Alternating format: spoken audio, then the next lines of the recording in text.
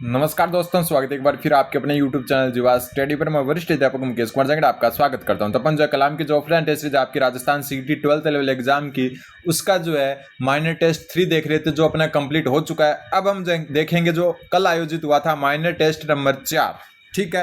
और जो अपन पहले क्वेश्चन देखेंगे वो एक बार जो है शुरुआत के 10 क्वेश्चन मैं छोड़ रहा हूं, क्योंकि वो रीजनिंग के वो मैं अलग से आपको करवा दूंगा। सबसे पहले अपन क्वेश्चन नंबर 11 से शुरू करेंगे, जिसमें जो है पॉलिटी के क्वेश्चन है, ठीक है। राजस्थान जो आपकी राज व्यवस्था है उसके क्वेश्चन। और सबसे पहला जो क्वेश्चन है कि संविधान के अंतर्गत राजस्थान विधानसभा के सदस्यों की निरर्ताएं का मतलब होता है अयोग्यता। क्या मतलब होता है?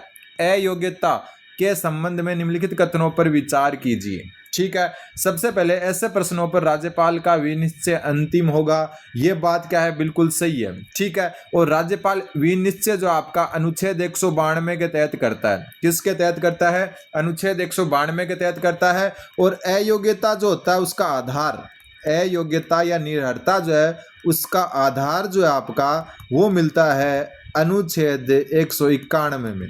किस में मिलता है? अनुच्छेद 191 में। और अनुच्छेद 192 में जो आपका क्या करता है? राज्यपाल इस पर विनिश्चय करता है। लेकिन राज्यपाल डायरेक्ट इस पर विनिश्चय नहीं करता है। ऐसे किसी प्रश्न पर विनिश्चय करने से पहले राज्यपाल निर्वाचन आयोग या मतलब हम कह सकते हैं चुनाव आयोग की राय के अनुसार कार्य करेगा। तो ये भी बिल्कुल सही है, ठीक है। किसी भी प्रकार की अयोग्यता हो उस पर निर्णय अनुच्छेद 192 के तहत राज्यपाल करेगा चुनाव आयोग की राय के अनुसार। लेकिन जो आपकी दल बदल की अयोग्यता है, दल बदल अयोग्यता का निर्णय विधानसभा अध्यक्ष करता है। कौन करता है? विधानसभा अध्यक्ष करता है। दोनों चीजों में ध्यान रख लेना कि दल बदल के अंतर्गत कोई अयोग्यता है तो उसका निर्णय विधानसभा अध्यक्ष करेगा। अन्य जितनी भी निरर्हताएं या अयोग्यता उसका निर्णय राज्यपाल अनुच्छेद 192 के तहत करेगा। तो इसका मतलब यहाँ पर दोनों सही है। उत्तर ऑप्शन नंबर 3 हो जाएगा, ए और बी दोनों सही है। क्वेश्चन नंबर 12वां क्वेश्चन आपका, राज्य के विधानमंडल के किसी सदन का अधिवेशन गठित करने के लिए गणपूर्ति का प्रावधान भारतीय संविधान के किस अनुच्छेद से संबंधित है?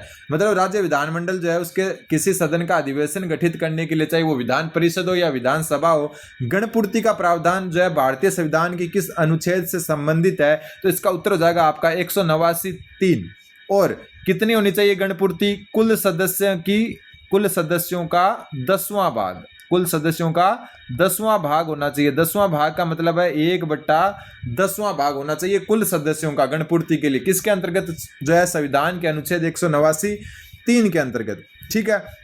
189(1) क्या कहता है? ये मतदान से संबंधित है, मतलब सदस्यों के मतदान से संबंधित है, सदस्यों के मतदान से संबंधित है। 189(2) किससे संबंधित है? तो ये है आपका कि रिक्तियों के बावजूद कार्य, मतलब कि आपके पूरी जो है हम कह सकते हैं कि किसी भी प्रकार से ये मान के चलो कि 200, जैसे राजस्थान विधानसभा में 200 सदस्य हैं, उन 200 में से कोई जो है उपलब्ध नहीं है, किसी के कारण जो है रिक्त पद है, तो भी कार्य विधानसभा उसी टाइप से चाल जो है जारी रखेगी। तो रिक्तियों के बावजूद कार्य करना आपका अनुच्छेद 189(2) में है, ठीक है। फिर आपका 185(1) में क्या कहता है? 185(1) में जो है विधान परिषद के सभापति को पद से हटाना, ये किस में उल्लेखित है? आपका अनुच्छेद 185(1) में। तो कुल जो सदस्यों का 10वां भाग आपकी गणपूर्ति 189(3) के अंतर्गत होनी चाहिए। क्वेश्चन नंबर 13, राजस्थान विधानसभा अध्यक्ष के संदर्भ में असत्य कथन बताना है। सबसे पहले राजस्थान विधानसभा के प्रथम गैर कांग्रेसी विधानसभा अध्यक्ष लक्ष्मण सिंह थे, ये बात बिल्कुल सही है। लक्ष्मण सिंह जो आपके एक तो प्रथम गैर कांग्रेसी विधानसभा अध्यक्ष, प्लस ये आपके प्रोटेम स्पीकर भी रहे हुए हैं। क्या रहे हुए हैं? प्रोटेम स्पीकर भी रहे हुए हैं। और साथ में नेता प्रतिपक्ष, एकमात्र ऐसे व्यक्ति हैं जो नेता प्रतिपक्ष, विधानसभा अध्यक्ष और प्रोटेम स्पीकर तीनों पदों पर रहे हुए हैं, ठीक है। हीरालाल देवपुरा ऐसे मुख्यमंत्री रहे हैं जो विधानसभा के अध्यक्ष पद पर भी रहे हैं। और हीरालाल देवपुरा जो है सबसे कम कार्यकाल वाले मुख्यमंत्री सीएम, ठीक है। फिर अपने को ध्यान में रखना है कि हरिशंकर भाबड़ा ऐसे उप मुख्यमंत्री थे जो विधानसभा के अध्यक्ष भी रहे। बिल्कुल सही बात है, हरिशंकर भाबड़ा उप मुख्यमंत्री भी रहे राजस्थान के और विधानसभा के अध्यक्ष भी रहे। ठीक है, फिर सर्वाधिक कार्यकाल वाले विधानसभा उपाध्यक्ष राम नारायण चौधरी थे, तो यह आपका क्या हो जाएगा, गलत हो जाएगा। ठीक है, अब मैं आपको बता दूं कि जो है इनके बारे में, उपाध्यक्ष और अध्यक्ष के बारे में, कि एकमात्र महिला अध्यक्ष, एकमात्र, एक मिनट सही से लिख देता हूं, एकमात्र विधानसभा महिला अध्यक्ष, महिला अध्यक्ष, इनका नाम क्या है, इनका नाम है आपका सुमित्रा सिंह। क्या नाम है, सुमित्रा सिंह। ठीक है, एकमात्र महिला उपाध्यक्ष, महिला उपाध्यक्ष राजस्थान विधानसभा की तारा भंडारी, कौन, तारा भंडारी है। ठीक है, इसके अलावा ध्यान में रख लेना, अध्यक्ष की अगर अपन बात करें तो अधिकतम कार्यकाल वाला अध्यक्ष, अधिकतम कार्यकाल वाला अध्यक्ष, तो अधिकतम कार्यकाल वाला अध्यक्ष कौन है, तो अधिकतम कार्यकाल वाला अध्यक्ष था रामनिवास मिर्धा थे। कौन थे, रामनिवास मिर्धा। ठीक है, और न्यूनतम कार्यकाल वाला विधानसभा अध्यक्ष, न्यूनतम कार्यकाल वाला विधानसभा अध्यक्ष, विधानसभा अध्यक्ष कौन था, न्यूनतम कार्यकाल वाला विधानसभा अध्यक्ष, तो समर्थलाल मीणा। कौन था, समर्थलाल मीणा। इतनी चीजें आपको ध्यान में रखनी है। अगला question, question number 14 number question बोल रहा है, राजस्थान विधानसभा के स्पीकर के पद की शपथ कौन दिलाता है। तो राजस्थान विधानसभा का स्पीकर, वर्तमान स्पीकर कौन है, वर्तमान जो आपके स्पीकर हैं, वर्तमान है आपके वासुदेव देवनानी, वासुदेव देवनानी है। तो विधानसभा जो आपका अध्यक्ष होता है या स्पीकर होता है, एक ही बात होता है स्पीकर और अध्यक्ष, उसको पद की शपथ कौन दिलाता है, तो ध्यान रखना कोई नहीं दिलाता है, कोई नहीं। कारण कि जो है आपके राजस्थान जो विधानसभा या किसी भी राज्य की विधानसभा के स्पीकर की किसी भी प्रकार की कोई शपथ नहीं होती है, उसकी जो है सदस्य शपथ होती है, सिर्फ सदस्य शपथ होती है, जो आपका या तो प्रोटेम स्पीकर दिलाता है, प्रोटेम स्पीकर दिलाता है। ठीक है, सदस्य शपथ होती है जिसको प्रोटेम स्पीकर या जो है कोई नामित व्यक्ति होता है वो दिलाता है। बाकी अध्यक्ष पद की अलग से कोई भी किसी भी प्रकार की शपथ नहीं होती है।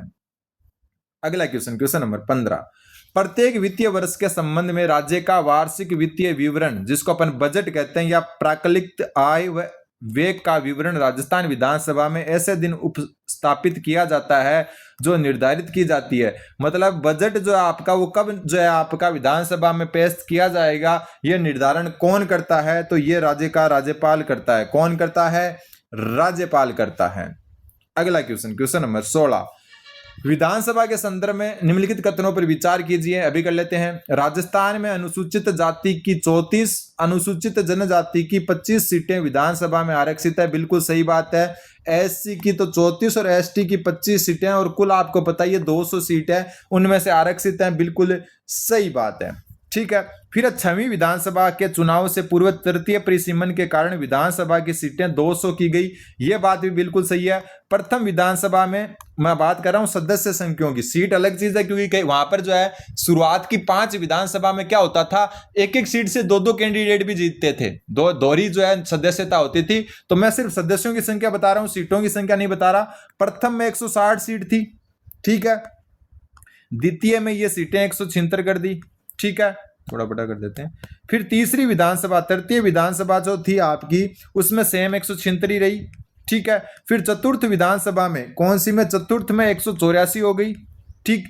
और 6वीं विधानसभा में कितनी हो गई, 200 हो गई। तो ये आपको थोड़ा सा ध्यान में रखना है, ठीक है। 160 जो है प्रथम विधानसभा में सदस्य थे, और 30 जो है आपके 30 सीटों की अजमेर जो है, उस समय अजमेर मेरवाड़ा एक अलग से केंद्र शासित प्रदेश हुआ करता था, उसकी 30 सीटों की अलग विधानसभा हुआ करती थी, ठीक है। फिर राजस्थान में एक बार आंग्ल भारतीय सदस्यों को मनोनीत किया गया, तो बिल्कुल गलत है। राजस्थान विधानसभा में कभी जो है किसी भी प्रकार के आंग्ल भारतीय सदस्य को मनोनीत नहीं किया गया है। फिर विधानसभा अध्यक्ष उपाध्यक्ष दोनों ही पद रिक्त होने की दशा में राज्यपाल द्वारा नियुक्त व्यक्ति सदन की अध्यक्षता करेगा, बिल्कुल सही है।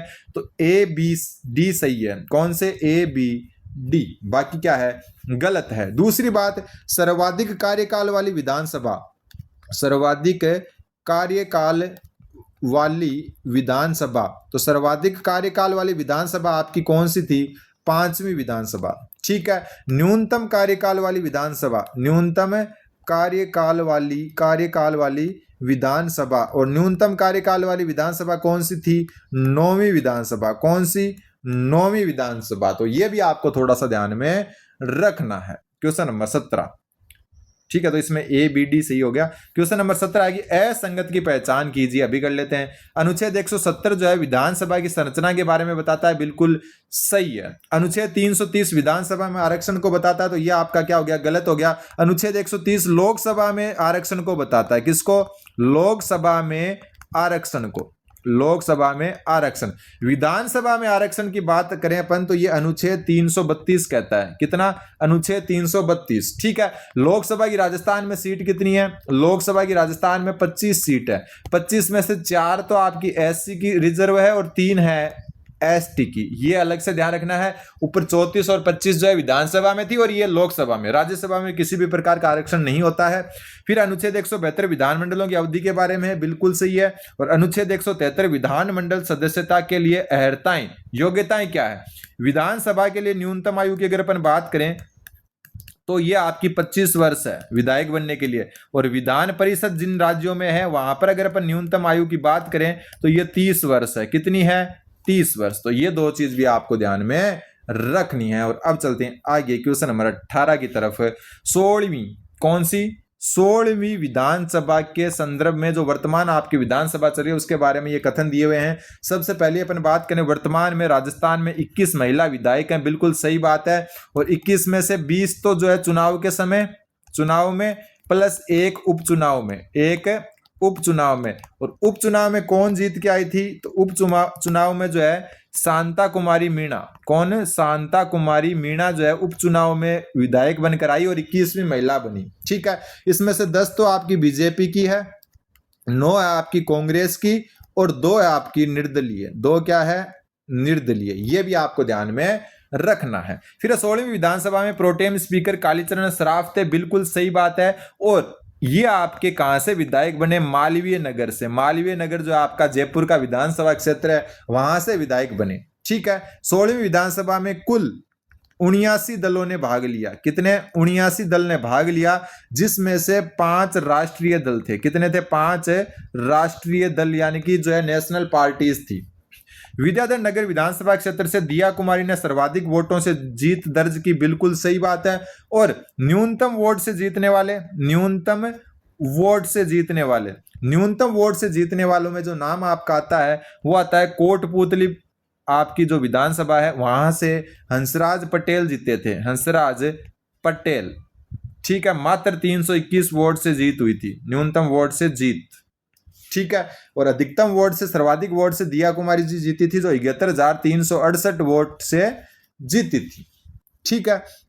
फिर अपन बात करते हैं कि इस विधानसभा के नेता प्रतिपक्ष कौन है? कौन? नेता प्रतिपक्ष। और नेता प्रतिपक्ष है टीकाराम जूली। कौन है? टीकाराम जूली। और टीकाराम जूली कहां से, कौन सी विधानसभा से निर्वाचित है? क्षेत्र से अलवर ग्रामीण से निर्वाचित है। अलवर ग्रामीण से। ठीक है। इतना आपको ध्यान में रखना है। तो इसमें क्या है, सर्वाधिक नोटा जो है उसका प्रयोग उदयपुर के जाडोल विधानसभा क्षेत्र में हुआ, तो बिल्कुल सही बात है। तो इसमें सभी के सभी क्या हैं? सत्य है। Question number 19। राज्य सूचना आयुक्त की नियुक्ति राज्यपाल द्वारा एक समिति की सिफारिश पर की जाती है। तो सबसे पहले किसके द्वारा की जाती है? राज्यपाल द्वारा। किसकी? राज्य सूचना आयुक्त की। ठीक है। और राज्य सूचना आयुक्त है कौन आपका? वो पता होना चाहिए आपको। तो राज्य सूचना आयुक्त है वो है सुनील शर्मा। कौन है? सुनील शर्मा है आपके। उसको अपन बाद में देखेंगे। सबसे पहले ध्यान में रखना कि राज्य सूचना आयुक्त की नियुक्ति राज्यपाल द्वारा एक समिति की सिफारिश पर की जाती है। इनमें से कौन इस समिति का सदस्य नहीं होता है? मुख्यमंत्री होता है इसमें, बिल्कुल। राज्य विधानसभा का विपक्ष का नेता होता है, बिल्कुल। और मुख्यमंत्री द्वारा मनोनीत एक कैबिनेट मंत्री होता है, लेकिन हाई कोर्ट का मुख्य न्यायाधीश नहीं होता है। तो ऑप्शन 4 इसका उत्तर हो जाएगा। ये बीच में एक क्वेश्चन पता नहीं कैसे मैथ वाला आ गया, इसको कर लेते हैं। 8/7 तथा 12/35 का तृतीय अनुपाती बताओ। तृतीय अनुपाती होता है b²/a। इसको a माना है, इसको b माना है। तो b² मतलब 12 गुणा 12, b का स्क्वायर यानी कि दूसरे वाले का स्क्वायर। तो 12 गुणा 12, 35 गुणा 35। और इसमें भाग देना है a का, यानी कि 8/7 का भाग देना है। तो ये 12 गुणा 12 हो जाएगा, ये 35 गुणा 35। 8/7 है तो 8 तो नीचे रह जाएगा और ऊपर चला जाएगा 7। तो ये 7 के पहाड़े से 5 बार कट गया 35 से। और 4 के पहाड़े से ये 2 बार और ये 3 बार कट गया, और ये 2 के पहाड़े से 6 बार कट गया। तो ऊपर तो 6 गुणा 3 18 और नीचे 5 गुणा 35 यानी कि 175 हो गया। उत्तर ऑप्शन नंबर 4 हो गया। क्या हो गया? Option number 4। अगला क्वेश्चन, क्वेश्चन नंबर 21। भारत की संसद द्वारा अधिनियमित किए जाने के बाद सूचना का अधिकार अधिनियम का शुभारंभ कब हुआ? सूचना का अधिकार अधिनियम जो आपका वो शुभारंभ कब हुआ इसका? तो ये 12 अक्टूबर 2005 को हुआ, और 15 जून 2005 को क्या हुआ? इसको स्वीकृत किया गया। ये है स्वीकृति तिथि। क्या है? स्वीकृति तिथि है कौन सी? 15 जून 2005, जबकि 12 अक्टूबर 2005 क्या है? इसका शुभारंभ किया गया। तो शुभारंभ 12 अक्टूबर 2005 को और स्वीकृति तिथि है 15 जून 2005 को। और 2019 के बाद में ये संपूर्ण भारत में लागू हुआ। संपूर्ण भारत में लागू, संपूर्ण भारत में लागू, क्योंकि इस समय जो है ये जम्मू कश्मीर में लागू नहीं हुआ था। जम्मू कश्मीर में लागू नहीं हुआ था, लागू नहीं हुआ था। और अब जो है 2019 में जब आपकी धारा 370 हट गई थी, उसके बाद में यह संपूर्ण भारत में लागू हो गया था। ठीक है, अगला क्वेश्चन। सूचना का अधिकार अधिनियम 2005 की किस धारा के अंतर्गत राजस्थान के लोक अधिकारी पर राजस्थान राज्य सूचना आयोग का आदेश बाध्यकारी होता है? सबसे पहले मैं आपको बता दूं कि राजस्थान के वर्तमान के जो मुख्य सूचना आयुक्त हैं, कौन है? मुख्य सूचना आयुक्त कौन है राजस्थान के? ऊपर अपन बात करके आ चुके हैं, वापस मैं बता दूं, वह आपके सुनील शर्मा। कौन है? सुनील शर्मा है। ठीक है, और सूचना का अधिकार अधिनियम 2005 की किस धारा के अंतर्गत राजस्थान के लोक अधिकारी पर राजस्थान राज्य सूचना आयोग का आदेश बाध्यकारी होगा? तो 19(7) के अंतर्गत। किसके अंतर्गत? 19(7) के अंतर्गत। Question number 23। राजस्थान राज्य सूचना आयोग के संदर्भ में असत्य कथन अपने को बताना है। ठीक है, सबसे पहले सूचना का अधिकार अधिनियम 2005 के अध्याय 4 एवं धारा 15 के तहत राजस्थान राज्य सूचना आयोग का गठन हुआ था। बिल्कुल सही बात है, और यह गठन हुआ था आपका 18 अप्रैल 2006 को। 18 अप्रैल 2006 को अध्याय 4 और धारा 15 के अंतर्गत। सही बात है। राजस्थान राज्य सूचना आयोग एक सांविधिक, सांविधिक का मतलब है कानूनी निकाय है, ना कि संवैधानिक निकाय। संवैधानिक निकाय कल वाली क्लास में मैं बता चुका, संवैधानिक निकाय वो होता है जिसका उल्लेख संविधान में हो, जैसे आरपीएससी है। ठीक है, वह पूर्णतः स्वायत्ती जो है निकाय है। बिल्कुल सही बात है। फिर सर्वाधिक कार्यकाल वाले राज्य सूचना आयुक्त एमडी कोरोनी थे। बिल्कुल सही बात है। सर्वाधिक कार्यकाल वाले कौन थे? एमडी कोरोनी। न्यूनतम कार्यवाहक वाले सूचना आयुक्त सुरेश चौधरी थे। तो ये बिल्कुल क्या है? गलत है। ठीक है, न्यूनतम कार्यकाल किसका था? तो न्यूनतम कार्यकाल वाले कौन थे? तो न्यूनतम कार्यकाल वाले थे डीबी गुप्ता, देवेंद्र भूषण गुप्ता। ठीक है, तो न्यूनतम कार्यकाल किसका था? डीबी गुप्ता का। अगला क्वेश्चन, क्वेश्चन नंबर 24। राजस्थान राज्य मानवाधिकार आयोग के संदर्भ में सुमेलित नहीं है। कौन सा सुमेलित नहीं है? आयोग की संरचना धारा 21 में है। आयोग के अध्यक्ष व अन्य सदस्यों की नियुक्ति धारा 22 में है। ठीक है, हटाने का प्रावधान धारा 23 में है, और कार्यवाहक अध्यक्ष धारा 24 में ना होकर किस में है? जो आपका धारा 25 में। किस में है? धारा 25 में। धारा 24 में क्या है? कार्यकाल है। अध्यक्ष व सदस्यों का क्या है? कार्यकाल है। तो इसमें आपको सुमेलित नहीं बताना था, असंगत हो गया। Option number 4। अगला क्वेश्चन, क्वेश्चन नंबर 25वां क्वेश्चन है, राजस्थान राज्य मानवाधिकार आयोग के संदर्भ में निम्नलिखित कथनों पर विचार करो। अभी करते हैं। राजस्थान राज्य मानवाधिकार आयोग की स्थापना 18 जनवरी 1999 को हुई, और यह मार्च 2000 से क्रियाशील हुआ। बिल्कुल सही बात आपकी कि मानवाधिकार आयोग जो है राजस्थान का, वो 18 जनवरी 1999 को स्थापना हो गई थी, लेकिन क्रियाशील ये मार्च 2000 में हुआ था। ठीक है, ये एक सांविधिक निकाय है। बिल्कुल, सांविधिक का मतलब एक कानूनी निकाय है। ठीक है, मद्रास उच्च न्यायालय की पूर्व मुख्य न्यायाधीश न्यायमूर्ति कांता कुमारी भटनागर को प्रथम अध्यक्ष बनाया गया। ये बात भी बिल्कुल सही है, कांता कुमारी भटनागर को इसका प्रथम अध्यक्ष बनाया गया, जो मद्रास उच्च न्यायालय की पूर्व मुख्य न्यायाधीश थी। फिर राजस्थान मानवाधिकार आयोग के अध्यक्ष और सदस्यों को राज्यपाल द्वारा हटाया जा सकता है। तो ये गलत है। राजस्थान राज्य मानवाधिकार आयोग के अध्यक्ष और सदस्यों की नियुक्ति कौन करता है? नियुक्ति राज्यपाल करता है। नियुक्ति कौन करता है? नियुक्ति राज्यपाल करता है, लेकिन पद से हटाना, पद से हटाता कौन है? पद से हटाना जो है आपका ये राष्ट्रपति द्वारा किया जाता है। किसके द्वारा? राष्ट्रपति के द्वारा। तो ये यहां पर क्या हो गया? गलत हो गया। उत्तर A, B, C हो जाएगा। ठीक है, क्वेश्चन नंबर 26। 26वां क्वेश्चन आपका कि राजस्थान राज्य सूचना आयोग के संदर्भ में निम्नलिखित कथनों पर विचार कीजिए। सत्य कथन बताना है। राज्य के मुख्य सूचना आयुक्त व अन्य आयुक्तों के वेतन भत्तों का निर्धारण केंद्र सरकार द्वारा किया जाता है। मोस्ट इंपोर्टेंट है। अपन क्या सोचते हैं कि राजस्थान की बात हो रही है तो जो है विधानसभा द्वारा या राज्य सरकार द्वारा किया जाता होगा, लेकिन राज्य के मुख्य सूचना आयुक्त और अन्य आयुक्तों के वेतन भत्तों का निर्धारण केंद्र सरकार द्वारा ही किया जाता है। सूचना का अधिकार अधिनियम 2005 में उल्लेखित मामलों के संबंध में राज्य सूचना आयोग अंतीय अपीलीय प्राधिकरण है। बिल्कुल सही बात है। तो यहां पर उत्तर हो जाएगा ए व बी दोनों। ठीक है। अब कुछ क्वेश्चन अगले 10 क्वेश्चन आपके वो आएंगे करंट अफेयर के, जिसको अपन नॉर्मली पढ़ लेते हैं एक बार, क्योंकि करंट अफेयर का पता नहीं कि कहां से कहां तक आएगा, लेकिन फिर भी थोड़ा इंपॉर्टेंट चीजें अपने को पता होनी चाहिए। हाल ही में नीति आयोग द्वारा जारी school education system in India report के संदर्भ में निम्नलिखित कथनों पर विचार करना है। किसके द्वारा? नीति आयोग के द्वारा। कौन सी report? School education system in India. इस रिपोर्ट में राजस्थान के शाला स्वास्थ्य परीक्षण अभियान और मुख्यमंत्री शिक्षित राजस्थान अभियान के एआई आधारित मूल्यांकन प्रणाली को गुड स्टेट प्रैक्टिसेज के रूप में उल्लेखित किया गया है। बिल्कुल सही बात है। कौन कौन सी? शाला स्वास्थ्य परीक्षण अभियान और मुख्यमंत्री शिक्षित राजस्थान अभियान का जो एआई आधारित मूल्यांकन प्रणाली है उसको गुड स्टेट प्रैक्टिसेज में उल्लेखित किया गया है। बिल्कुल सही है। फिर है, एक मिनट, इस रिपोर्ट के अनुसार राजस्थान कक्षा 1 से 12 तक की एकीकृत शिक्षा उपलब्ध कराने में देश भर में द्वितीय स्थान पर है। तो ये आपका गलत हो गया, प्रथम स्थान पर है। किस स्थान पर है? प्रथम स्थान पर है। तो ये गलत, पहला सही, तो केवल ए सही हो जाएगा इसमें, क्योंकि अपने को सत्य कथन है पूछा था। क्वेश्चन नंबर 28, ये करंट के क्वेश्चन है, नॉर्मल अपन पढ़ लेते हैं। हाल ही में आईआईटी जोधपुर के प्रोफेसर रविराज वंकालिया के नेतृत्व में कैंसर जैसी जटिल बीमारियों के निदान व इलाज हेतु नैनोमेड लैब ने किस प्लेटफॉर्म को विकसित किया है? ठीक है, आईआईटी जोधपुर के प्रोफेसर रविराज वंकालिया जो है उनके जो है कैंसर जैसी जटिल बीमारियों के निदान व इलाज हेतु नैनोमेड लैब के प्लेटफॉर्म को विकसित किया। किस प्लेटफॉर्म को? तो ये है थेरानोटिक्स जो है प्लेटफॉर्म। कौन सा? थेरानोटिक्स प्लेटफॉर्म। क्वेश्चन नंबर 29, पैनोरमा निर्माण और निर्माण स्थल ये मंजूर जो अपन किए गए जो है राज्य सरकार द्वारा। तो संत दुर्बलनाथ जी का पैनोरमा, संत दुर्बलनाथ जी का जो आपका पैनोरमा है ये कहां पर जो है बनाया जाना प्रस्तावित है? तो ये आपका बांदीकुई में। कहां पर है? बांदीकुई में। फिर है वीर दुर्गादास पैनोरमा। वीर दुर्गादास पैनोरमा जो आपका ये कहां बनाया जाना प्रस्तावित है? तो सिवाना बालोतरा में।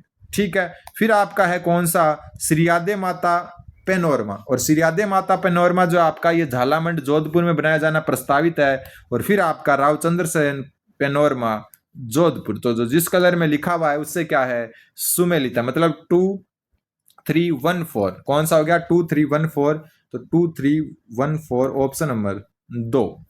अगला क्वेश्चन, क्वेश्चन नंबर 30वां जो क्वेश्चन है आपका वो है, मई 2026 में राजस्थान के किन 2 सांसदों को संसद रत्न पुरस्कार 2026 प्रदान किया गया? तो संसद रत्न पुरस्कार जो है प्राप्त करने वाले 2 सांसद थे आपके लुम्बाराम चौधरी जो आपके सिरोही लोकसभा क्षेत्र से सांसद है, और पीपी चौधरी जो आपके पाली लोकसभा क्षेत्र से सांसद है। तो इन दोनों को क्या किया गया? मई 2026 में 2 सांसदों संसद रत्न 2026 का पुरस्कार दिया गया। फिर आपका जो है वाइब्रेंट विलेज प्रोग्राम द्वितीय सेकंड जो है उसके अंतर्गत निम्नलिखित कथनों पर विचार करना है। यह भी करंट का क्वेश्चन है। इसके तहत राजस्थान के 5 सीमावर्ती जिलों के 184 गांवों का चयन किया गया है। बिल्कुल, वाइब्रेंट विलेज प्रोग्राम के तहत 5 जो सीमावर्ती जिले हैं जिसमें बीकानेर, बाड़मेर, जैसलमेर, गंगानगर और फलौदी शामिल है, उसके 184 गांवों को शामिल किया गया है। सर्वाधिक गांव बीकानेर से ना होकर गंगानगर जिले से हैं। कहां से? गंगानगर से। और कितने? 68 गांव। और सबसे कम गांव जो आपके फलौदी से हैं, तो बिल्कुल 4 गांव। ये सही है, लेकिन ये गलत है, तो ये पूरा ही गलत हो जाएगा। ठीक है। फिर आपका जो है वो है अगला,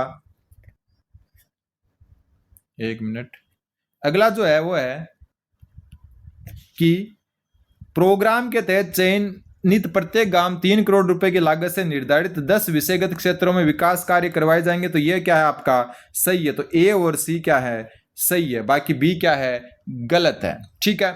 अगला क्वेश्चन, क्वेश्चन नंबर 32वां क्वेश्चन आपका, मई 2026 में लोकसभा अध्यक्ष द्वारा पुनर्गठित की गई संसदीय समितियों को उनके अध्यक्षों के साथ सही सुमेलित कीजिए। अभी सही सुमेलित कर देते हैं। सबसे पहला जो आपका लोक लेखा समिति, कौन सी? लोक लेखा समिति। और लोक लेखा समिति जो है इसका आपका तीसरा ऑप्शन हो जाएगा केसी वेणुगोपाल। ठीक है। फिर आपकी प्राक्कलन समिति, प्राक्कलन समिति जो आपका इसका 4 नंबर हो जाएगा। और प्राक्कलन समिति में डॉक्टर संजय जायसवाल हो जाएगा। ठीक है, फिर आपकी है लोक उपक्रम समिति, और लोक उपक्रम समिति का दूसरा यानी कि बैजयंत पांडा हो जाएगा। और फिर आपकी बच गई अनुसूचित जाति एवं जनजाति कल्याण समिति, इसका हो जाएगा 1 नंबर फगन सिंह कुलस्ते।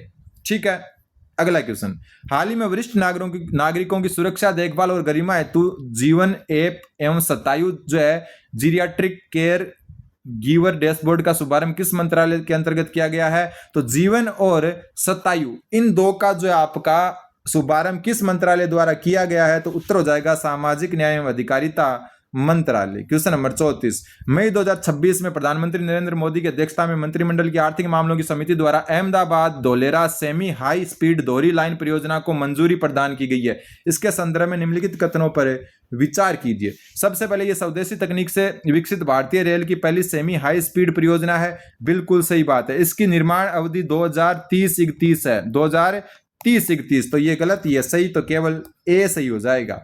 ये अपना नॉर्मल अपन देख लेते हैं क्योंकि जो है इसमें उतना खास नहीं है।